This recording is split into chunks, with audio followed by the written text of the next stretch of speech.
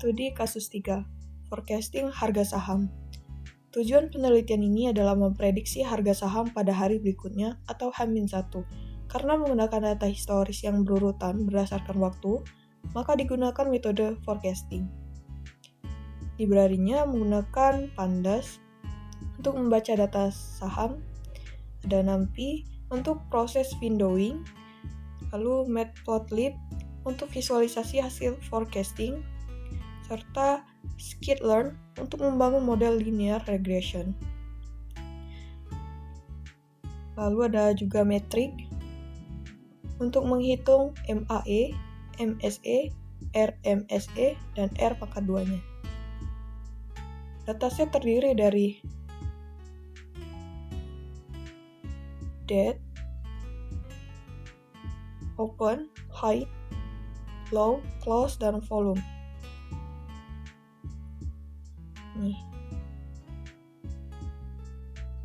Data dibaca menggunakan pdret CSV, di mana kita bisa memasukkan dua file CSV.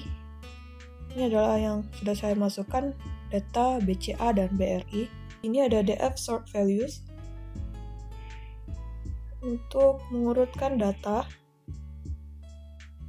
close price untuk mengambil harga penutupan. Ini window size 5, artinya 5 hari sebelum digunakan untuk memprediksi 1 hari berikutnya. Lalu membentuk fitur ini, linear regression, untuk membangun modelnya, melatih model, melakukan prediksi.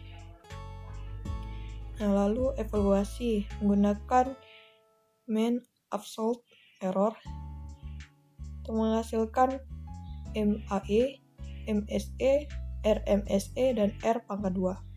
Prediksi dilakukan menggunakan ini,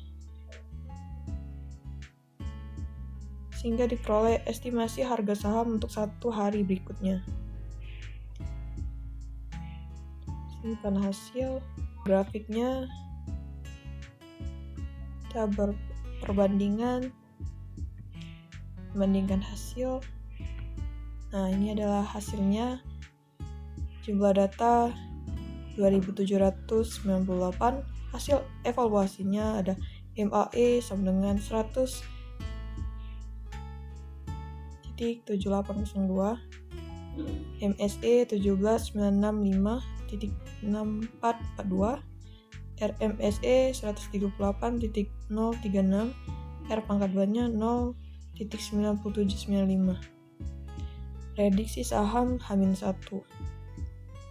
Ini ada visualisasi dari data tersebut. Jumlah datanya, hasil evaluasi saham BRI. Ini adalah hasil saham BCA-nya.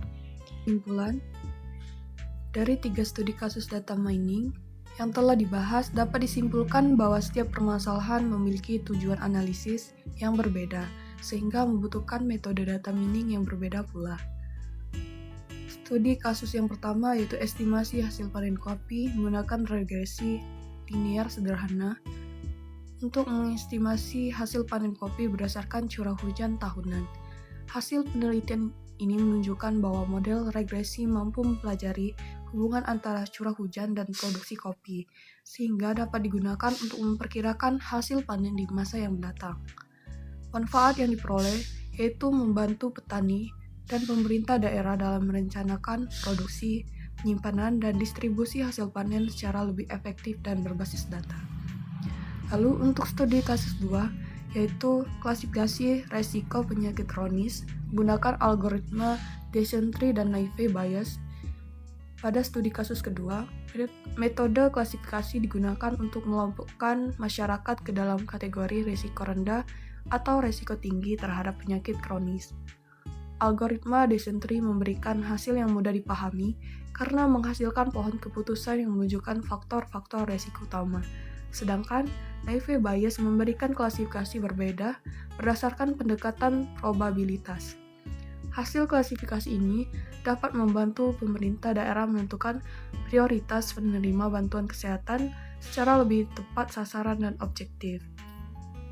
Lalu untuk studi kasus 3 yaitu kasus forecasting harga saham menggunakan windowing dan linear regression. Pada studi kasus 3, metode forecasting digunakan untuk memprediksi harga saham pada periode berikutnya berdasarkan data historis. Teknik windowing digunakan untuk mengubah data time series menjadi data yang dapat dipelajari oleh algoritma linear regression. Hasil model mampu menghasilkan prediksi harga saham H-1 yang dapat digunakan sebagai informasi pendukung bagi investor dalam mengambil keputusan investasi. Kesimpulannya, ketiga kasus studi ini sama-sama menggunakan metodologi CRISP-DM yang terdiri dari 1. Business Understanding, 2. Data Understanding, 3. Data Preparation, 4. Modeling, dan 5. Evaluasi. Namun masing-masing memiliki tujuan yang berbeda. Dari ketiga studi kasus tersebut dapat kita pahami bahwa pemilihan metode data mining harus disesuaikan dengan jenis masalah dan jenis output yang ingin dihasilkan. Jika output berupa angka digunakan regresi, dan jika berupa kategori digunakan klasifikasi. Lalu jika berkaitan dengan prediksi data berdasarkan waktu digunakan forecasting.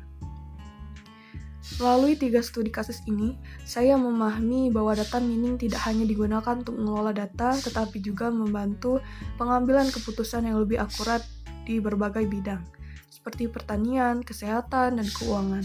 Dengan menerapkan metodologi CRISP-DM serta algoritma yang tepat, data dapat diubah menjadi informasi yang bermanfaat dan mendukung pengambilan keputusan berbasis fakta.